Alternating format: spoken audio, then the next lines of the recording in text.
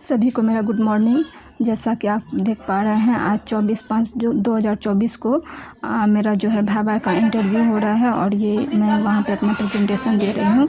तो आप भी देखिए किस तरीके से भाभा होता है, एमफिल और पीएचडी का दोनों का सेम ही होता है, तो आपको भी एक अनुभव मिल जाएगा। और अध्याय में 3 उपाध्याय है, जिसमें व्यक्ति और परिवार, स्त्री की स्थिति, सामाजिक विसंगतियां व समस्याएं।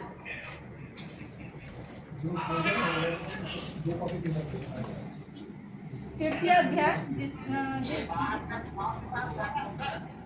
ये नीलम ने म्यूट कर लीजिए, जिसके उपाध्याय निम्न है: विवाह पूर्व संबंध, वैवाहिक संबंध, विवाहेतर संबंध या समलैंगिक संबंध।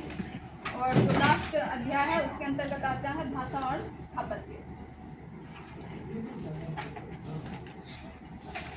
अमृतलाल नागर जी का जन्म उत्तर प्रदेश में 17 अगस्त 1916 ईस्वी को हुआ था और इनके पूर्वज जो है मूल रूप से गुजराती थे और इनके यहाँ हिंदी के साथ साथ गुजराती भाषा का भी उपयोग होता था। ये गुजराती ब्राह्मण परिवार से थे और अमृतलाल नागर की पीढ़ी के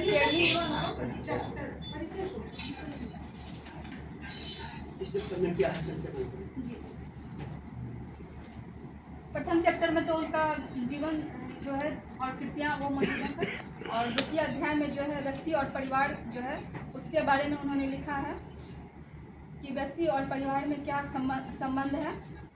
जैसा कि इस उपन्यास में कुछ उदाहरणों के माध्यम से मैंने यहाँ प्रस्तुत करने का प्रयास किया है कि उपन्यास में शुरू में ही फ़कीर मोहम्मद राधेलाल की कंपनी है, जिसे दो अलग अलग परिवार के लोग, दो अलग अलग धर्मों के लोग साथ मिलकर चलाते हैं। क्योंकि फ़कीर मोहम्मद की कोई संतान नहीं होती है तो अपने भाई दीन मोहम्मद से पुत्रवत स्नेह रखते हैं और दीन मोहम्मद और राधेलाल में बहुत गहरी दोस्ती रहती है। लेकिन दीन मोहम्मद का अचानक से देहांत हो जाता है और जब राधेलाल को बहुत मुसीबत की घड़ी पड़ती है तो वो दीन मोहम्मद के यहाँ जाते हैं और उनसे जो है मदद मांगते हैं पैसे की, जिसे दीन मोहम्मद जो है अपना छोटा भाई समझ करके उसे मदद कर देते हैं और जो है एक दूसरे को काफ़ी मदद करते हैं। इससे पता चलता है कि मानवीय रिश्तों को उन्होंने खून के रिश्ते से बढ़कर अहमियत दिया है। ये व्यक्ति और परिवार का मैंने उदाहरण प्रस्तुत किया है। उसके बाद है स्त्री की स्थिति। इसमें उन्होंने स्त्रियों के जो समाज के प्रति समाज का जो रवैया है उसको दर्शाने का प्रयास किया है, जिसका एक उदाहरण मैं प्रस्तुत कर रही हूँ कि उपन्यास का लेखक पात्र अरविंद शंकर की पत्नी माया उपन्यास में भारतीय संस्कृति के अनुरूप पति को ही सर्वस्व मानने वाली एक पतिव्रता स्त्री के रूप में दिखाया गया है, जो हर युग और हर स्थान में आज भी पूजनीय है।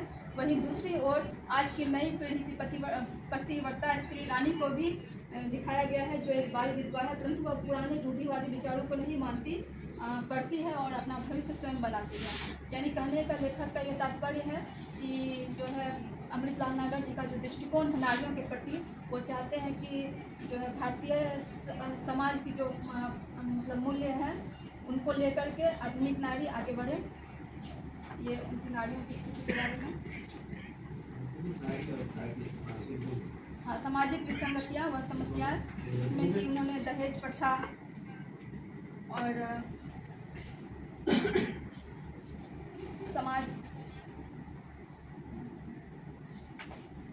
सामाजिक प्रताड़ना, धार्मिक पाखंड, सांप्रदायिकता और पुत्र की कामना आदि विसंगतियों को दिखाया है। फिर उसके बाद जो तृतीय अध्याय है उसमें विवाह पूर्व संबंध जो एक चैप्टर है उसमें ये दिखाया गया है कि अगर हम विवाह के पूर्व संबंध स्थापित करते हैं तो ये हमारे लिए या समाज के लिए कितना घातक सिद्ध हो सकता है, जिसका कि एक उदाहरण यहाँ पे ये भी है कि वरना जो विवाह से पूर्व ही एक दिन ब्याही माँ बन जाती है और उसका जो पति है वो उसको छोड़कर पाकिस्तान चला जाता है। इस तरीके का विवाह पूर्व संबंध है। फिर वैवाहिक संबंध भी है, जिसमें कि उन्होंने रमेश और रानी बाला सिंह के चरित्र को अच्छे से दर्शाया है, जिसमें कि वो लोग पढ़ाई भी करते हैं और अपना भविष्य भी बनाते हैं और फिर अपने संबंधों को विवाह तक लेके जाते हैं सामाजिक मान्यताओं के अनुरूप। विवाहेतर संबंधों के अंतर्गत ऐसे संबंधों को दर्शाया है जैसे कि इसमें एक उमा नाम की पात्रा है और 5 सोसाइटी के लोग जो है किस तरीके से विवाहेतर संबंध स्थापित करते हैं, उनके यहाँ ये फैशन माना जाता है, इसको दिखाने का प्रयास किया है। फिर उसके बाद उन्होंने समलैंगिक संबंधों का भी जिक्र किया है। लेकिन जिस तरीके से आज जो है समलैंगिक संबंध जो कोर्ट के द्वारा मान्यता प्राप्त है, लेकिन उस समय भी लेखक के विचार जो है इसके बारे में खुले तो रहे हैं, लेकिन उन्होंने ऐसे संबंधों को मतलब नकार दिया है, क्योंकि उस समय जो समलैंगिक संबंध दिखाए गए थे वो मतलब पहले से ही विवाहित थे और बाद में उनके समलैंगिक संबंध बने, जिसके कारण से उनके परिवार वालों को काफ़ी चीज़ों का सामना करना पड़ा। इसलिए लेखक ने इसको अच्छा नहीं माना है समाज के लिए।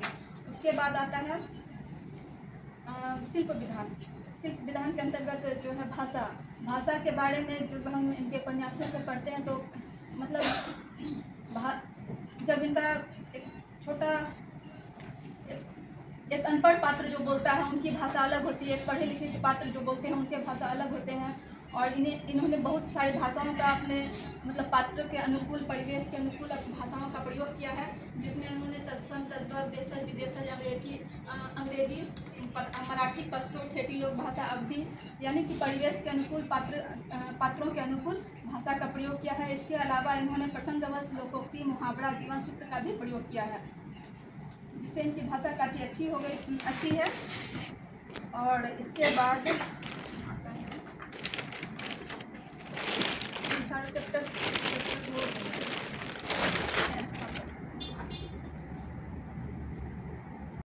कुछ प्रोफेसर और आरएससी मेंबर्स वो प्रेजेंट नहीं हो पाए थे, तो वो ऑनलाइन प्रेजेंट हुए थे।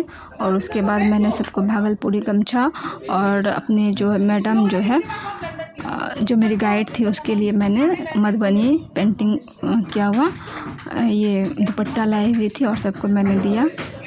और जैसा कि आप देख पा रहे हैं ये सभी प्रोफेसर हैं असम यूनिवर्सिटी के।